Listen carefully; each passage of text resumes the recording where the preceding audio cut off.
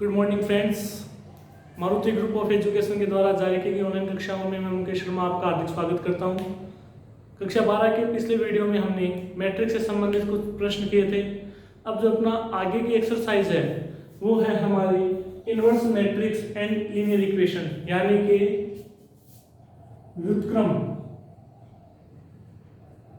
Matrix, जिसको हम आव्यूह भी कह सकते हैं। व्युत्क्रम आव्यूह और रैखिक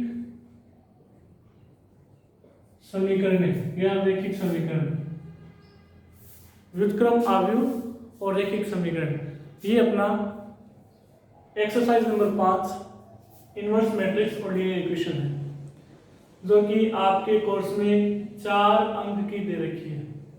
इसमें भी हमारे 2 पार्ट हैं। पहला है इनवर्स मैट्रिक्स और दूसरा है लीनियर इक्वेशंस, जिनको हमें सोल्व करना है। तो पहले अगर हम इसकी बात करें कि भैया अगर इस पार्ट को हमें सोल्व करना है इनवर्स मैट्रिक्स को, तो इसके लिए कौन कौन से हमें परिभाषाएं काम में लेनी है, कौन कौन से एलिमेंट्स हमारे काम में आएंगे, हम उनके बारे में अध्ययन करेंगे। तो इनवर्स मैट्रिक्स के लिए सबसे पहले हमें पता होना चाहिए कि singular and non singular matrix किसे कहते हैं। यहाँ पे मैंने 2 वर्ड लिखी हैं, सिंगुलर और नॉन सिंगुलर। नॉन सिंगुलर को हम कहते हैं व्युत्क्रमणीय, और सिंगुलर कहलाता है अव्युत्क्रमणीय। 2 शब्द हैं, सिंगुलर और नॉन सिंगुलर, यानी कि अव्युत्क्रमणीय, नॉन सिंगुलर यानी व्युत्क्रमणीय और सिंगुलर यानी अव्युत्क्रमणीय। इस बार 2020 के एग्जाम, बोर्ड एग्जाम में 1 नंबर की परिभाषा आई थी, और वो परिभाषा इसी के ऊपर थी कि व्युत्क्रमणीय व अव्युत्क्रमणीय आव्यूह किसे कहते हैं। सवाल यह था कि व्युत्क्रमणीय व अव्युत्क्रमणीय आव्यूह को परिभाषित कीजिए। तो देखो, जहां व्युत्क्रमणीय और अव्युत्क्रमणीय है उनके लिए बात करते हैं। जिस प्रकार से हिंदी के अंदर हम बात करें, लिखा हुआ है व्युत्क्रमणीय।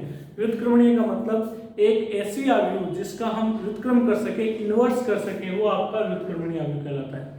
और अव्युत्क्रमणीय ऐसी आव्यूह जिसका व्युत्क्रम संभव नहीं हो। अब देखो कैसे, मान लो कि ए कोई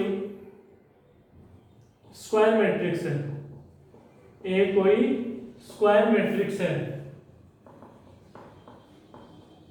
अगर ए एक स्क्वायर मैट्रिक्स है तो इससे संबंधित सारणिक भी होगी, यानी कि डिटरमिनेंट ए।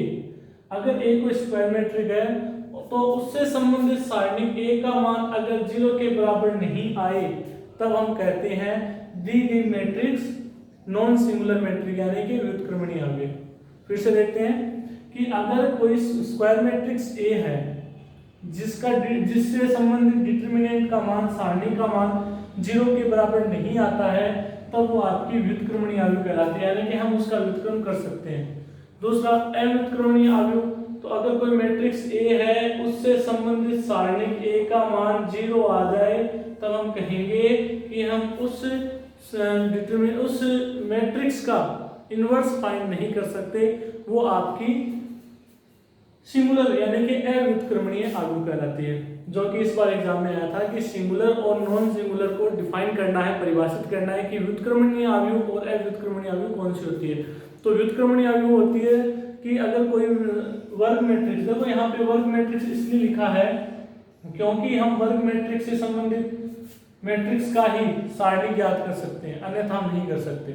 इसलिए एक तो वर्ग मैट्रिक होनी चाहिए, या हम ये कहें कि वर्ग मैट्रिक, अगर वर्ग मैट्रिक है तभी इनवर्स है या व्युत्क्रम है, वो परिभाषित है, अन्यथा परिभाषित नहीं होगा। तो अगर उससे संबंधित सारणी का मान 0 नहीं आए, तब वह व्युत्क्रमणीय नॉन सिंगुलर मैट्रिक कहलाती है। और अगर सारणी का मान 0 आ जाए तो वो आपकी सिंगुलर यानी कि अव्युत्क्रमणीय मैट्रिक कहलाती है। ठीक है, अब आगे देखते हैं। तो पहला जो अपना था वो था व्युत्क्रमणीय, जो पहला पॉइंट हमने पढ़ा, व्युत्क्रमणीय और अव्युत्क्रमणीय आव्यूह। व्युत्क्रमणीय को हम कहते हैं नॉन सिंगुलर और ये कहलाता है सिंगुलर। तो नॉन सिंगुलर यानी कि व्युत्क्रमणीय और अव्युत्क्रमणीय यानी कि सिंगुलर। इसके लिए व्युत्क्रमणीय के लिए आता है डिटरमिनेंट ए का मान 0 नहीं होना चाहिए। अगर ए कोई मैट्रिक है तो उससे रिलेटेड डिटरमिनेंट की वैल्यू 0 नहीं आनी चाहिए। सिंगुलर में इसकी वैल्यू 0 आ जाती है। अब बात करते हैं हम एडजॉइंट ऑफ ए मैट्रिक्स। एक मैट्रिक्स का एडजॉइंट क्या होता है हिंदी में? अगर इसको हम सहखंडक बोलते हैं, वैसे सहखंड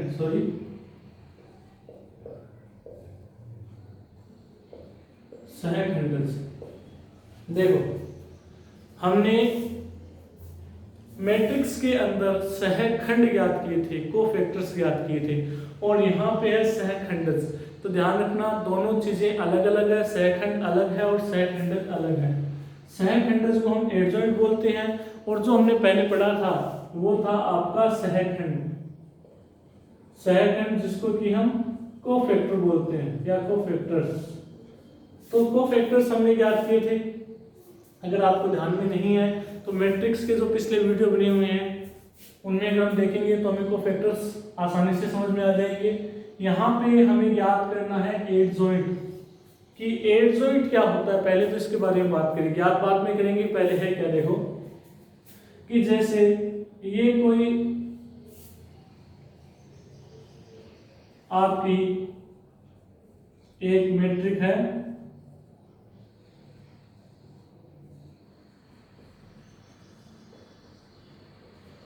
एक ऐसी स्क्वायर मैट्रिक है ए। अगर मैं इसके ए को, अगर मुझे एडजॉइंट ज्ञात करना है तो मुझे इनके कोफैक्टर लेने पड़ेंगे। देखो ये सहखंड है, ये सहखंडज है। तो हम ये कह सकते हैं कि सहखंडज यानी कि एडजॉइंट के लिए हमें सहखंड की जरूरत पड़ेगी, कोफैक्टर की जरूरत पड़ेगी। कैसे पड़ेगी कि अगर हमें एडजॉइंट ज्ञात करना है तो सबसे पहले हमें इनके कोफैक्टर को अगर हम f से डिनोट करें तो f11 f12 f13 f21 f22 f23 f31 f32 f33 ज्ञात करना है। और ज्ञात करके जो आपके पास मैट्रिक्स आती है उसका ट्रांसपोज कर देना है। तब जो मैट्रिक्स आएगी वो आपकी एडजॉइंट कहलाएगी। और आगे जैसे ए है ये, तो ये आपकी एडजॉइंट यानी कि सहखंडज ए। ठीक है, फिर से देखते हैं कि अगर हमारे पास कोई मैट्रिक्स है, उस मैट्रिक्स के जितने भी अवयव हैं, जो भी एलिमेंट्स हैं, उनके करस्पॉन्डिंग कोफैक्टर हमें ज्ञात करने हैं। जैसे a11 का जो कोफैक्टर आता है वो f11 आता है। और f11 ज्ञात कैसे किया जाता है? f11 ज्ञात करने के लिए हम क्या करते हैं, इन अवयवों को हाइड कर लेते हैं, क्रॉस मल्टीप्लाई करते हैं, फिर ये देखते हैं इनका योग का मान। जैसे 1 + 1 2, 2 एक सम संख्या है तो हम आगे चिन्ह में बदलाव नहीं करते हैं। अगर सम आता है हम बदलाव कर देते हैं।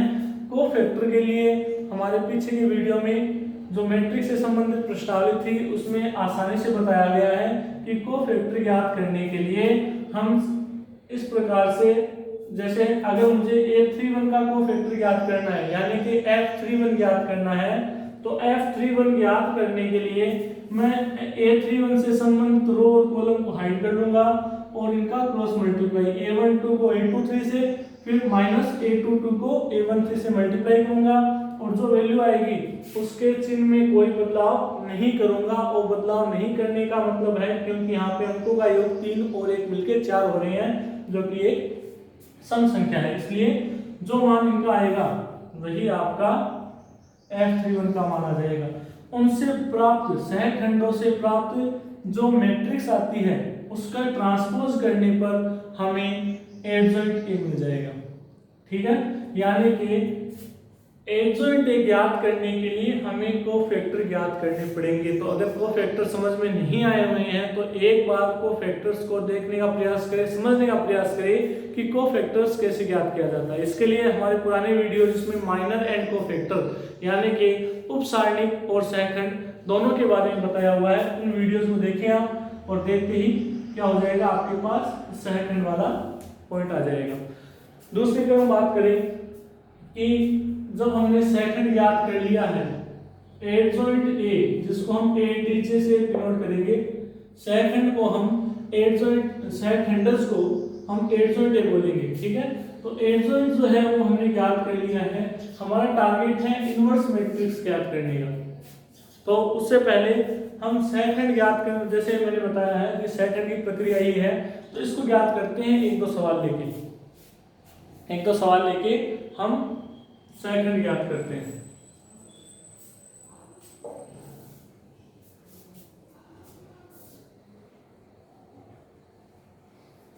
जैसे मैंने ये सवाल ले लिया, ए बराबर 1 2 3 4 हो तो ए दीजिए, ए का मान ज्ञात कीजिए।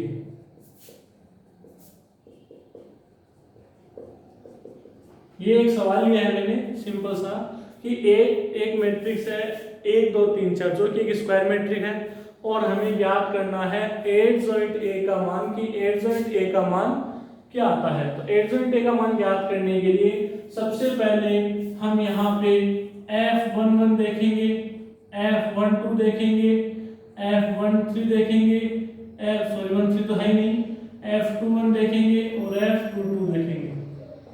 ये चार अवयव जो हैं, इन चारों अवयवों के संगत सहखंड हम देखेंगे, कोफैक्टर क्या क्या आते हैं। तो देखो ए का संगत कोफैक्टर आएगा 4, उसके बाद में 2 की बात करें तो इसको ऐड कर लेंगे तो मिलता है हमें 3।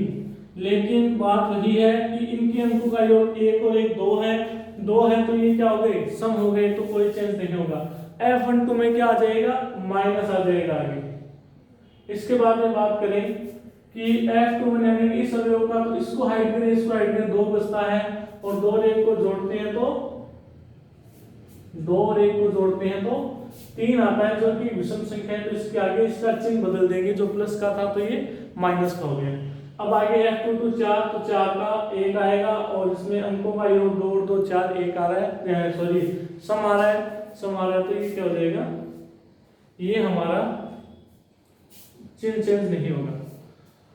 इस प्रकार से हम, अगर हमें एडजॉइंट ए ज्ञात करना है तो एडजॉइंट ए का मान F11, F12, F21, F22 और इस मैट्रिक्स का ट्रांसपोज, परिवर्त जिसको हम कहते हैं, ट्रांसपोज करने पर हमें एडजॉइंट ए प्राप्त होगा। यानी कि एडजॉइंट ए का जो मान आएगा वो 4, -3, -2 और 1, और इसका हमें करना है ट्रांसपोज। ट्रांसपोज करने का मतलब यही है कि हम रो को कॉलम में और कॉलम को रो में इंटरचेंज करते हैं।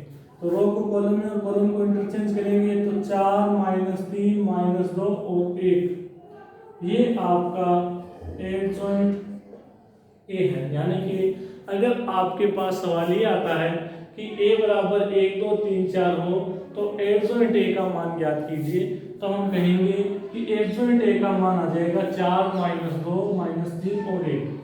अगर आप ध्यान से देखते हो कि ए हमारे पास क्या था, 1 2 3 4, और एडजॉइंट ए हमारे पास क्या है, एडजॉइंट ए है 4 1 -2 -3। तो एक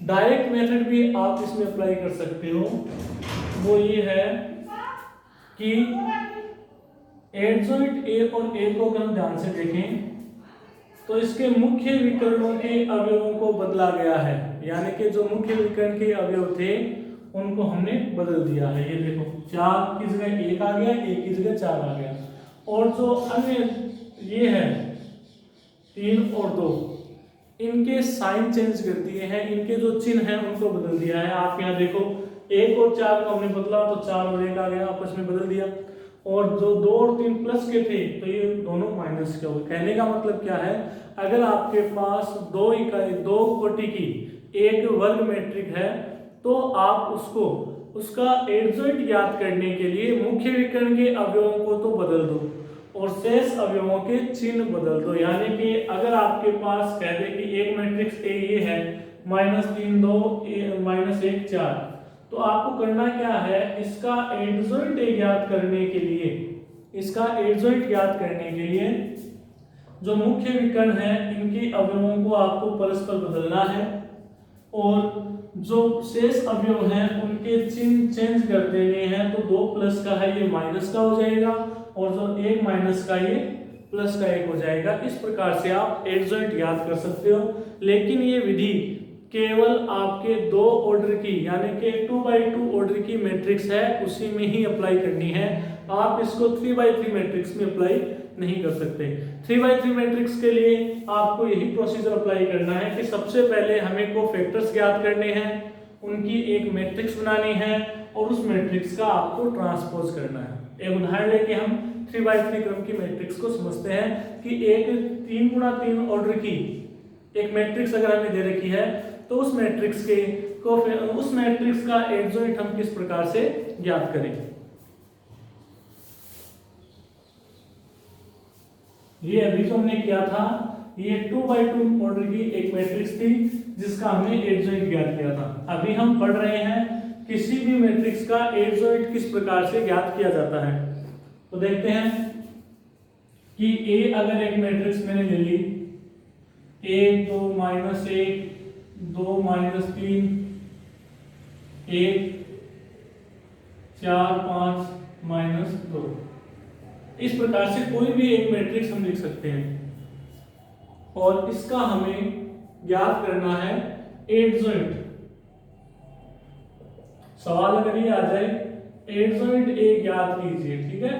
तो इस प्रकार के सवालों को करने के लिए हम क्या करते हैं, देखो अगर हमें एडजॉइंट ए ज्ञात करना है तो सबसे पहले हम ज्ञात करेंगे F11 क्या है, F12 क्या है, F13 क्या है, F21 क्या है, F22 क्या है, F23 क्या है, F31 क्या है, F32 का मान और F33, यानी कि जो 9 अवयव हैं इन 9 अवयवों के संगत कोफैक्टर यानी कि सहखंड हम ज्ञात करेंगे। अब ज्ञात कैसे करते हैं, उसके लिए आप क्या करो, जैसे ये आपका पहला अवयव है, मैं इसको यहाँ लिख रहा हूं ताकि सुविधा हो देखने में। 1 2 -1 2 -3 1 5 4 और -2,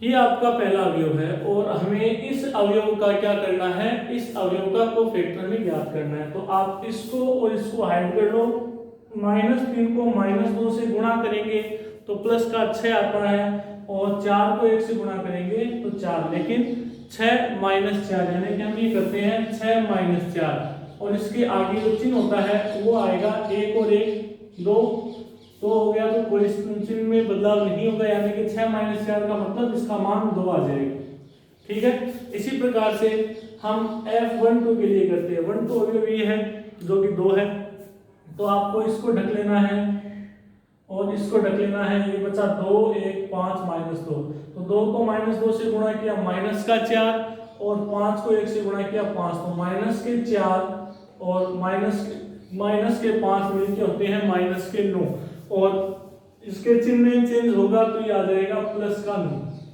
इसी प्रकार से F13 की बात करें, F13 का मतलब इस अवयव का सहखंड, तो इसको हाइड करेंगे तो 4 दूनी 8 और फिर माइनस का चिन्ह आके 5 दिए 15, लेकिन ये प्लस का हो जाएगा तो 8 और ये 15 हो गए, तो ये 23 आ गए, तो 23 आए हैं प्लस के और यहाँ पे योग भी सम आ रहा है तो ये 23 प्लस के ही रहेगी। उसके बाद में F21 का मान ज्ञात करते हैं जो कि इसके सापेक्ष आ जाएगा, इसको हाइड करेंगे तो 2 को -2 से गुणा किया माइनस का 4 और 4 को -1 से गुणा किया और आगे पहले माइनस लगाना है तो ये प्लस का 4, तो 4 माइनस के 4 ये 0 आ गया आपके। 2 को -2 से गुणा करेंगे माइनस का 4 और फिर माइनस का चिन्ह, फिर 4 को -1 से करेंगे माइनस प्लस के 4, यानी माइनस के 4 प्लस के 4 ये 0 आ गए।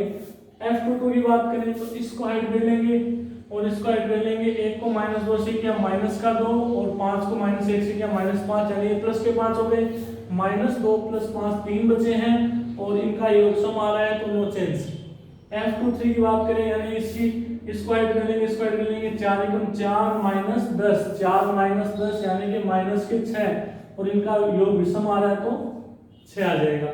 इसी प्रकार से F31, F32, F33 हमें ज्ञात करना है, तो इसके लिए इसको ऐड करेंगे 2 माइनस 3, 2 माइनस 3 माइनस 1 और ये सम है तो चिन्ह में कोई बदलाव नहीं होगा। इसके लिए बात करें F32 तो इसको और इसको हाइड करते हैं तो 1 प्लस 2 3 और ये माइनस का 3 आ जाएगा। F33 की बात करें तो ये आ जाएगा माइनस 3 माइनस 4 माइनस के 7। तो इस प्रकार से आपके हो सकता है इनमें कुछ गलती हो तो आपको ये देखना है कि क्या कोई गलती वास्तव में है क्या, आपको खुद को इनको सोल्व करना है क्योंकि जल्दबाजी में इनमें प्लस माइनस की गलतियां हो सकती है। तो इस प्रकार से आपको करना क्या है, आप ही लिखोगे यहाँ पे एडजॉइंट ए बराबर F11, F12, F13, F21, F22, F23, F31, F32, F33 और इसका आपको कर देना है ट्रांसपोज। ठीक है, तो इसका ट्रांसपोज करेंगे तो ये आ जाएगा एडजॉइंट ए बराबर,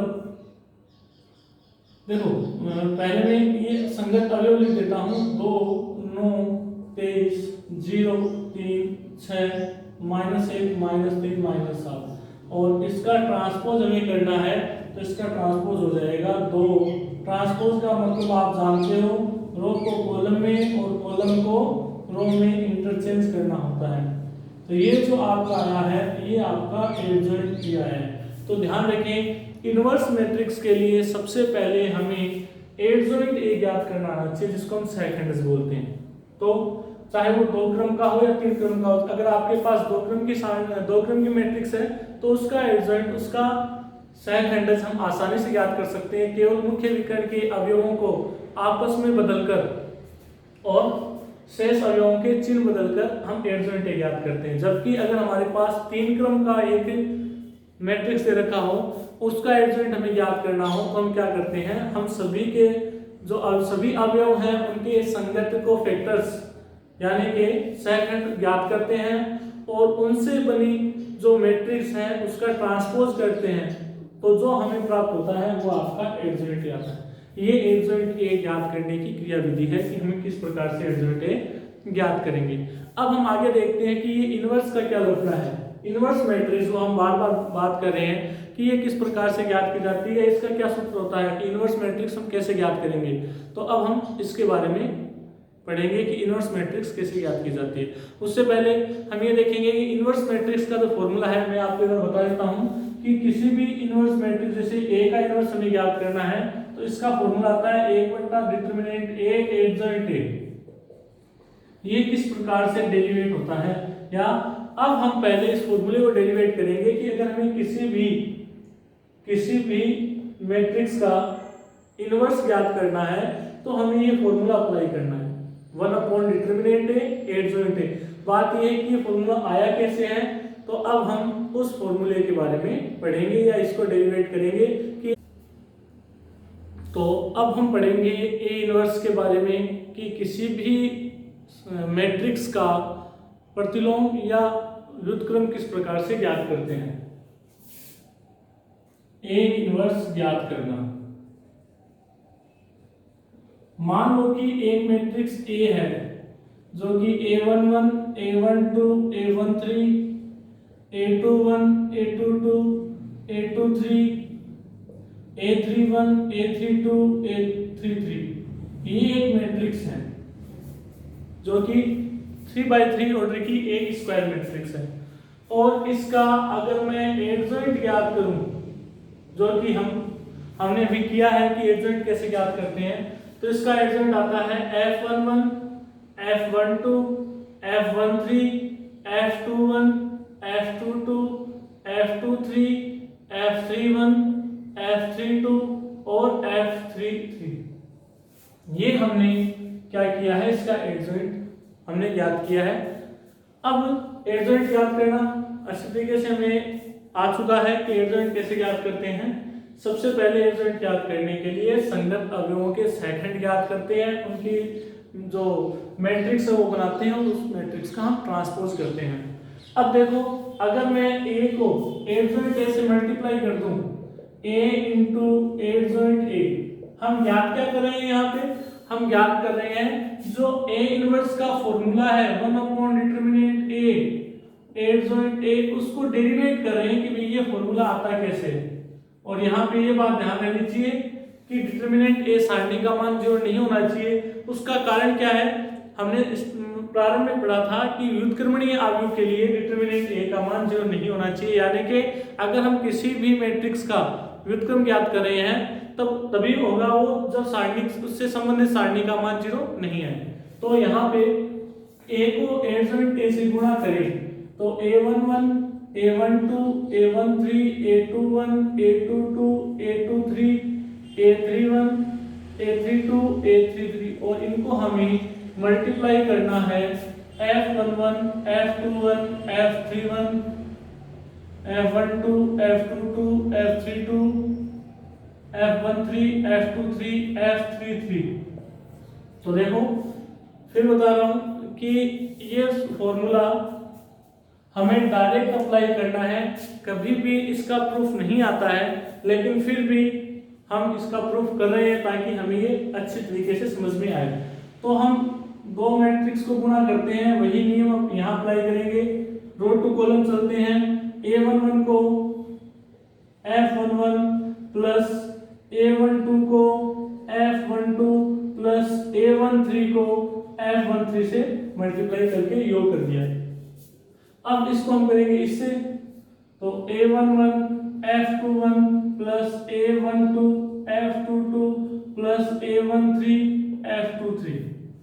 इसी प्रकार से इसको हम आगे करेंगे कि a11 f31 a12 f32 a13 f33। इसी प्रकार से एक जो आपकी पहली रो का काम कंप्लीट हो गया, तो हम दूसरी रो में चलते हैं। a21 f11 plus a22 f12 plus a23 f13। इसके बाद में हम इसे a21 f21 a22 f22 a23 f23 और यही कार्य आगे के लिए करते हैं। a21 f31 plus a22 f32 plus a23 f33।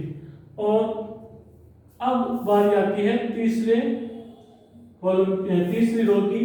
तीसरी रो को करेंगे तो देखो ये आएगा a31 f11 a32 f12 a33 f13।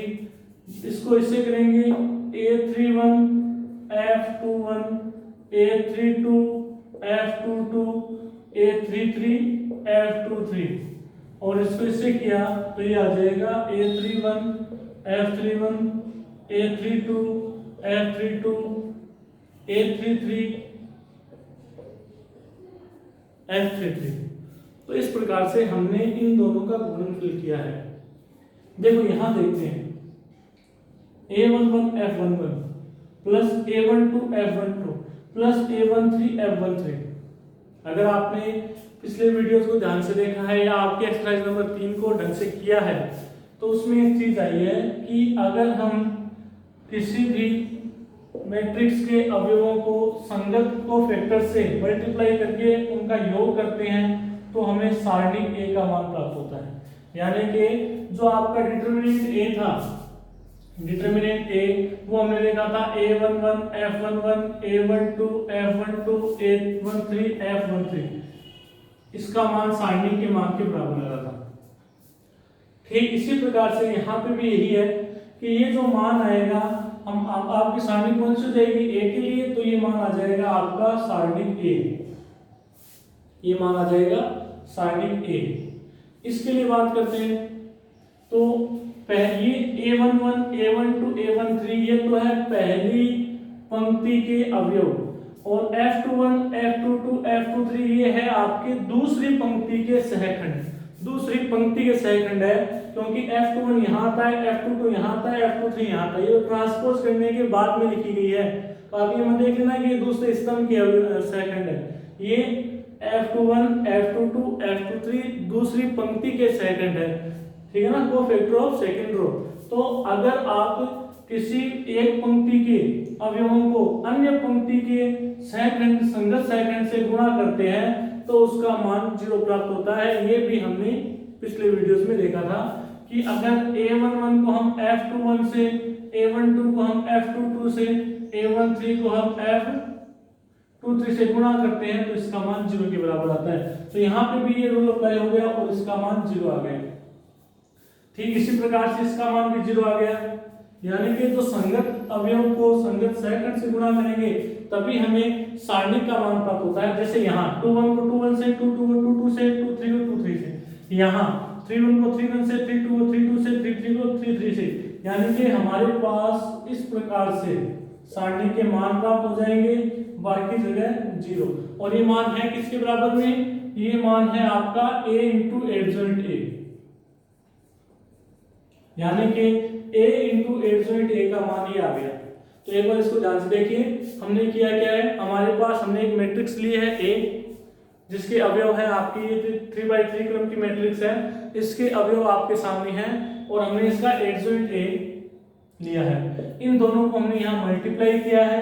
Multiply करने के बाद में हमने ये देखा है कि किसी भी सारणी के अवयवों को उनके संगत सेकंडों से गुणा करके योग करने पर हमें सारणी का मान मिलता है। तो यहाँ पे और यहाँ पे हमें सारणी का मान मिलेगा, बाकी सभी जगह जो मान है वो 0 आ जाएगा। तो आपकी जो a इंटू एडजॉइंट a का मान है वो इस प्रकार से हो जाएगा, a इंटू एडजॉइंट a का मान इस प्रकार से। अब आगे देखते हैं इसको, आगे क्या होगा।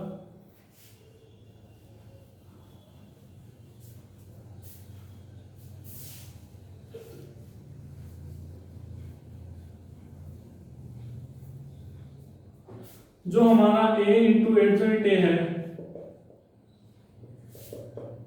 वो आ गया डिटरमिनेंट a 0 0 0, डिटरमिनेंट a 0। और हम ये भली भांति जानते हैं कि मैट्रिक्स में इसमें और इसमें जो कॉमन आ रहा है वो सारणी डिटरमिनेंट a आ रहा है। तो डिटरमिनेंट a हमने जो कॉमन लिया तो यहाँ 1 0 0 0 1 0 0 0 1 बचा है। और ये एक इकाई आव्यूह यूनिट मैट्रिक आइडेंटिटी मैट्रिक है, तो इसको हम लिख सकते हैं a इंटू एडजॉइंट a बराबर इंटू i, ठीक है। तो a इंटू एडजॉइंट a, अब क्या करें,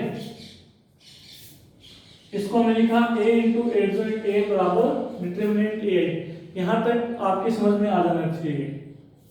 अब आगे देखते हैं कि हमारे पास आया है a इंटू एडजॉइंट a बराबर डिटरमिनेंट a इंटू i। हमने इसको यहाँ भेज दिया तो ये आ गया a into adjoint a upon determinant a बराबर i। अब देखो i क्या है, i एक इकाई आव्यूह है। हम जानते हैं कि a कोई मैट्रिक्स है, तो इसको अगर मैं इसके इन्वर्स से गुणा करता हूं तब भी i प्राप्त होगा। किसी मैट्रिक्स को उसके प्रतिलोम मैट्रिक्स से मल्टीप्लाई करने पर हमेशा एक इकाई आव्यूह प्राप्त होती है।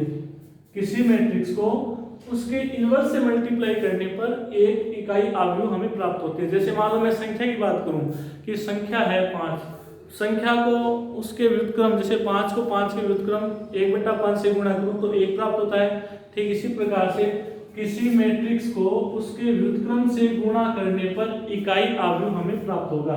यानी कि मैं इसको ये लिख सकता हूं a गुणा a इनवर्स, यानी a इंटू एडजॉइंट a बटा डिटरमिनेंट a बराबर a इंटू a इनवर्स। तो a से a चला गया तो a इनवर्स का मान क्या आ गया, a इनवर्स का मान ये आ गया एडजॉइंट a बटा डिटरमिनेंट a। ये आपका फॉर्मूला है किसी भी मैट्रिक्स का इनवर्स ज्ञात करने का, adjoint a upon determinant a। और साथ ये ध्यान में रखना है एडजॉइंट a का डिटरमिनेंट a का जो मान है वो 0 नहीं होना चाहिए, ठीक है।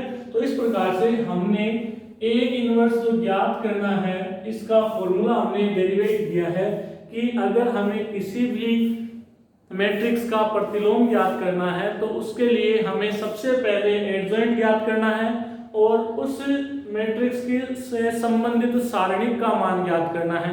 ये दो चीजें आपके पास है तो हम उसका इनवर्स आसानी से ज्ञात कर सकते हैं।